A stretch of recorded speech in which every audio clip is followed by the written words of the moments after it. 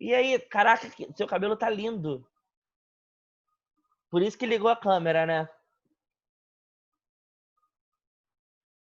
Você tá falando e seu microfone tá desligado. Você sabe disso, né? Agora que eu vi. Eu tô falando que eu cortei ele sozinha ontem. Sozinho? Banheiro. Fez curso? Não, eu não nem vi tutorial nem nada. Só cheguei no banheiro e cortei. Loucura mesmo, né? Loucura, loucura. Fala, Vitorite. Beleza? Beleza. Gente, tranquilo então. Vamos iniciar a nossa aula. Lembrando que essa aula hoje está sendo gravada, ok? Cuidado com o vocabulário de vocês. Vocês terão depois o link. Vou disponibilizar para vocês o link do YouTube dessa aula lá no Classroom, beleza? Vamos lá. Eu mandei um material para vocês no Classroom sobre os elementos básicos da comunicação. Deixa eu transmitir a tela aqui.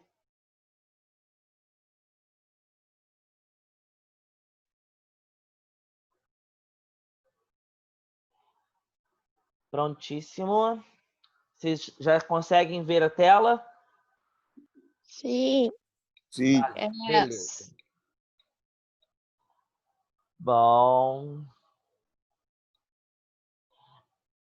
Nos elementos básicos da comunicação, a gente tem alguns nomezinhos que a gente tem que saber. Vocês têm aí escrito canal, mensagem, código, receptor e emissor. Quem é cada um deles? Esses elementos básicos a gente precisa ter noção para aprender depois as funções da linguagem, que a gente vai ver daqui a pouco. Quando eu falo de emissor, é aquele que emite uma mensagem, que é o que está no meio, certo? Por exemplo, eu estou falando com vocês, então eu estou passando uma mensagem para vocês. Eu estou emitindo a mensagem para vocês, então vocês estão recebendo essa mensagem. Então vocês são receptores. Emissor é quem emite, de onde sai. Mensagem é o que eu estou falando ou o que eu estou escrevendo. Receptor, aquele que está recebendo esta mensagem. Código é o que eu estou usando para fazer essa mensagem. Seja o código, a fala, seja a escrita, seja a linguagem de sinais, o canal que eu estou usando, se é voz, se é escrita, ok? O código, na verdade, diz respeito a qual língua que eu estou utilizando, se é língua portuguesa, se é uma outra língua estrangeira, ok? Então, são esses os elementos básicos da comunicação. Emissor, receptor, né? Canal, mensagem e código. Lembrando que o emissor e o receptor estão sempre trocando de lugar, uma vez que, quando eu falo, vocês escutam, vocês recebem essa mensagem e vocês, às vezes, respondem essa mensagem e tornam-me eu um receptor e vocês emissores, entendeu? Então, são elementos que estão sempre em troca o tempo todo. Vamos descer aqui. Nós temos aqui, atravesse sempre nas faixas e só quando os carros pararem.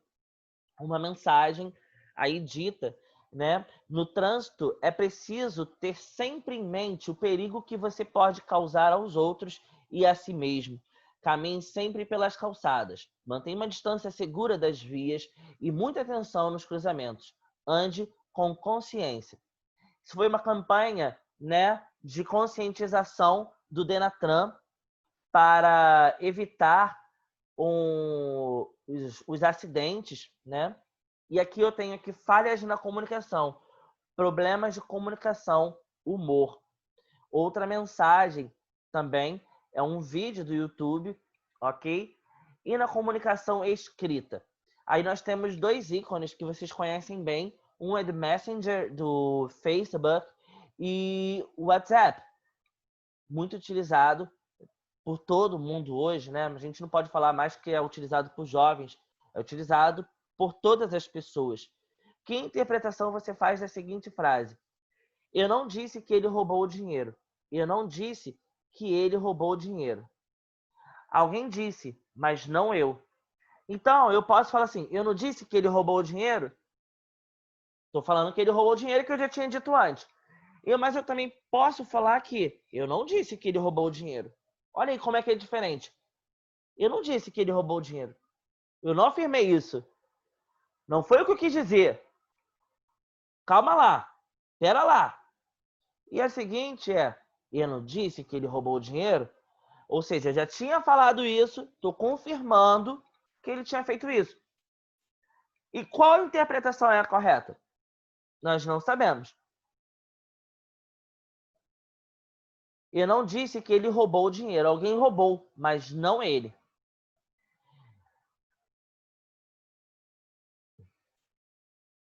Aqui continua falando de outras interpretações, né? Eu não disse que ele roubou o dinheiro. Tipo, ele pegou, não chegou a roubar o dinheiro. Olha aí, outra interpretação da mesma frase. E aqui eu digo, ele não disse que ele roubou o dinheiro. Ele roubou outras coisas.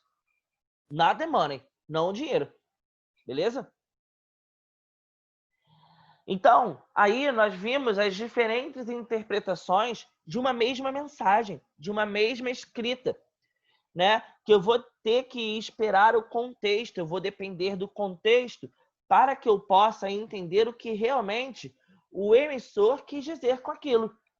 Papel, então, do receptor compreender o ambiente que se trata, o mundo que está se vivendo, o contexto da história, dessa mensagem toda, para que eu possa compreender, para que ele possa compreender o que eu quero dizer enquanto receptor. Funções da linguagem. Um dos primeiros estudiosos a considerar que a linguagem não tem apenas funções de transmitir informações foi Roman Jakobson, 1986 a 1982. Para esse linguista russo, há basicamente 6 funções de linguagem, determinadas de acordo com o elemento em que a ênfase da mensagem recai. Nós vamos começar com a função emotiva ou expressiva. Olha aí, ó. Hoje hackearam meu iCloud. Muita gente fala iCloud, gente. Vamos parar com isso, tá bom? A que ponto as pessoas chegam para saber se você namora, come, dorme, é feliz? Estou cada vez mais triste com o ser humano. Chocante. Declaração de Monique Evans em seu Facebook, né? Muita gente nem tem mais isso. O pessoal usa mais Twitter. Função expressiva ou emotiva, que foi o que a gente acabou de ver. A ênfase está no emissor, ou seja, em quem está dizendo, não em quem está recebendo a mensagem. Vai refletir o estado de ânimo do emissor, os seus sentimentos, suas emoções. Um dos indicadores da função emotiva no texto é a presença de interjeições e de alguns sinais de pontuação, como reticências e o ponto de exclamação. Também podemos observar sempre, né, o uso da primeira pessoa, porque já que o foco é o emissor, ele acaba tendo como tendência utilizar a primeira pessoa, porque o foco é ele mesmo. Ele está falando sobre ele, sobre suas emoções, sobre seus sentimentos, sobre seu estado de ânimo, ok? Olha aí exemplos. Ah, que coisa boa. Tenho um pouco de medo. Nós chamamos, ok? Observe que a B e a C têm aí esse uso de primeira pessoa. Na B a gente tem a primeira pessoa do singular e na C a primeira pessoa do plural. Função apelativa ou conativa. A função apelativa ou conativa, como você está vendo aí, ela tem como um foco, né, como característica, alguns anúncios publicitários, certo? O foco dele já está no receptor. ênfase, receptor. Seu objetivo é influenciar o receptor ou destinatário, com a intenção de convencê-lo de algo ou dar-lhe ordens. Como o emissor se dirige ao receptor, é comum o uso de tu e você, ou o nome da pessoa, além dos vocativos e imperativos. É a linguagem usada nos discursos, sermões e sermões e propagandas que se dirigem diretamente ao consumidor. Então, a utilização dos verbos imperativos é frequente. Quais são os verbos do modo imperativo? São as ordens, né? Faça, beba, participe, venha. Então, sempre presente nos anúncios publicitários. Venha hoje conferir as nossas ofertas. Aproveite nossas ofertas, aproveite nossas promoções. Você já tomou banho? Mãe, vem cá. Não perca essa promoção.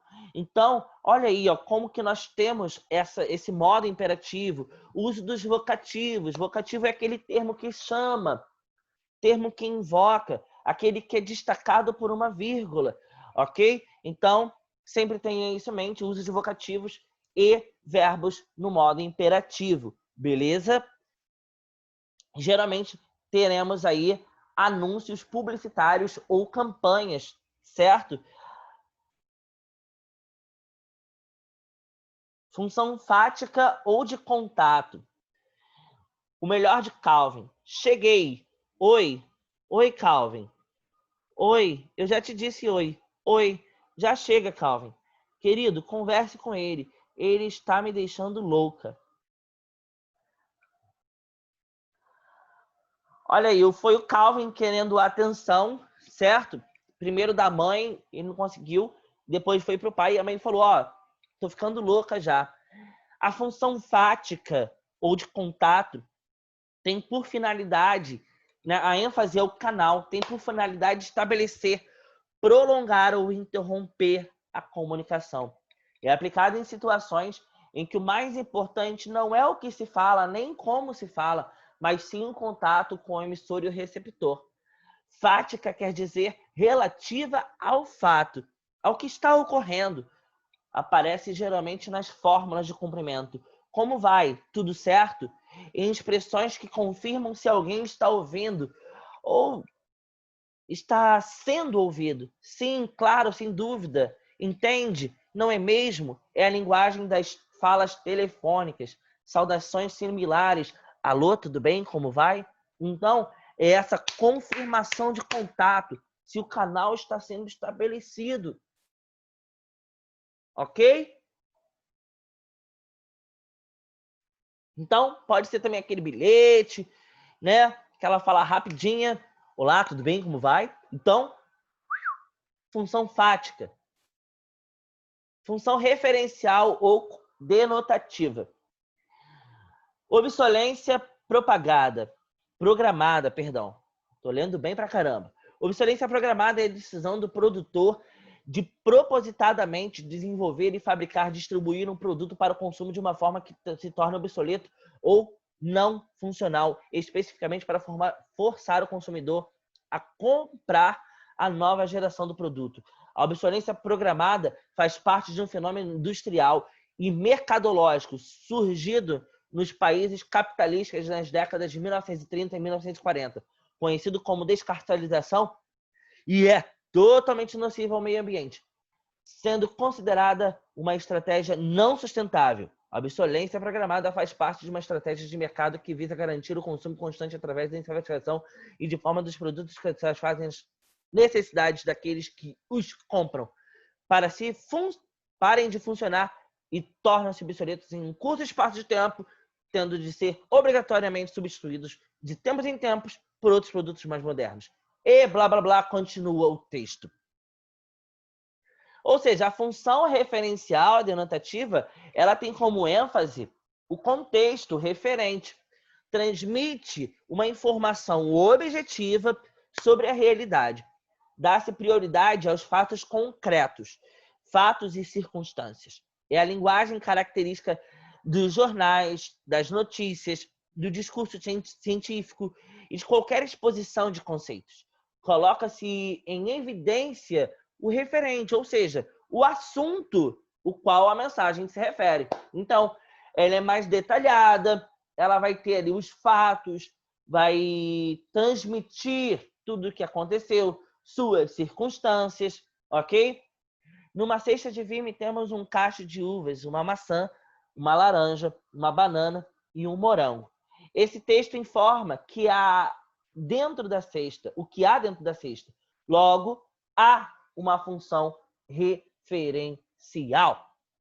Dúvidas? Que bom. Função metalinguística. Olha aí, ó. Milor avisa, cuidado com o degrau. I spent the rubs, the cow is a swap, e blá, blá, blá. Não tô conseguindo chegar muito. A ênfase da função metalinguística já é o próprio código. Essa função refere-se à metalinguagem, que ocorre quando o emissor explica o código usando o próprio código. É a poesia falando da poesia, da sua função de poeta em um texto que comenta um outro texto, as gramáticas e os dicionários como exemplos de metalinguagem. Frase é qualquer enunciado linguístico com sentido acabado. Olha aí, eu fiz uma frase explicando o que era frase. Da mesma forma que eu tenho, às vezes, um poema falando da arte de escrever um poema, da crônica, falando sobre como é escrever uma crônica. O dicionário, certo? Que fala das palavras, utilizando palavras.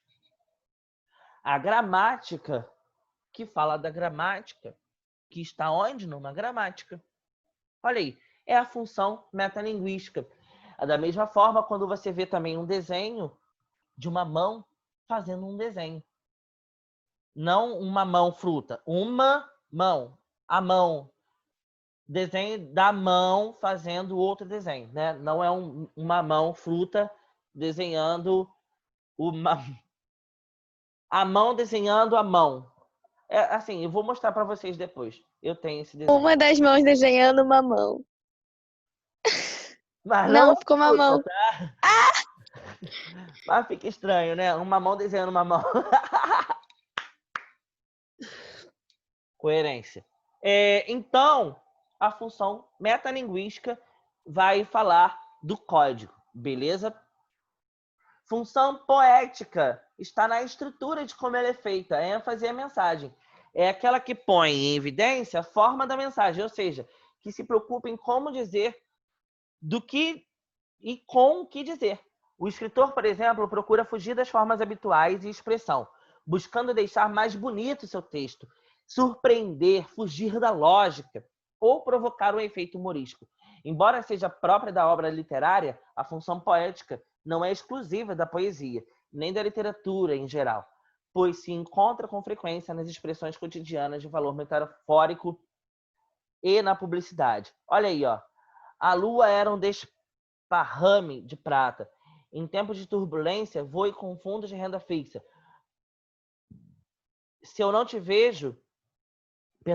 vejo a mulher que eu mais desejo, nada que eu veja vale o que eu não vejo. Então não são aqueles textos que vão até o final certinho, né? Como os textos dissertativos, né? Como os textos em prosa que vão obedecer ali as linhas, né? Eu já tenho uma outra estrutura, ele está preocupado em como que eu vou montar todo esse texto. Olha aqui como é que eu escrevi, como que ficou escrevido luxo, falando que luxo é lixo, certo? Então, a função poética vai se preocupar com a estrutura, com a forma de como o texto está montado.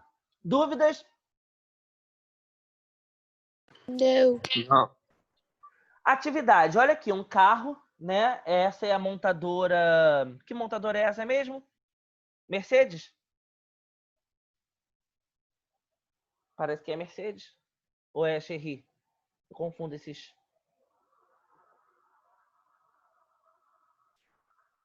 O que vocês podem me dizer sobre isso aí? Qual seria o tipo de função?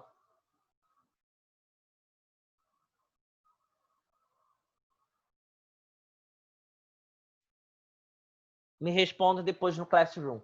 Vou encerrar aqui. Gente, não esqueçam de deixar a presença lá no Classroom, tá bom? Muito obrigado pela participação de vocês. Vou disponibilizar o vídeo para todo mundo. E é isto. Obrigado aí. Valeu, Caio, Ana Beatriz, Amanda, Maria Eduarda, Ana Clara, Vitória, Jonathan, Ana Beatriz, Isaac, Vitor, Valeu. Patrícia, Luísa. E eu acho que falei o nome de todo mundo. E as gêmeas Juliana Tchau, e professor. Jéssica. Tchau, tchau, gente. Juliana e Beijo. Jéssica. Beijo, Hugo. Beijo na pequena. Beijos. Tchau, tchau. Juliana e Ana. Eu acho que é Ana.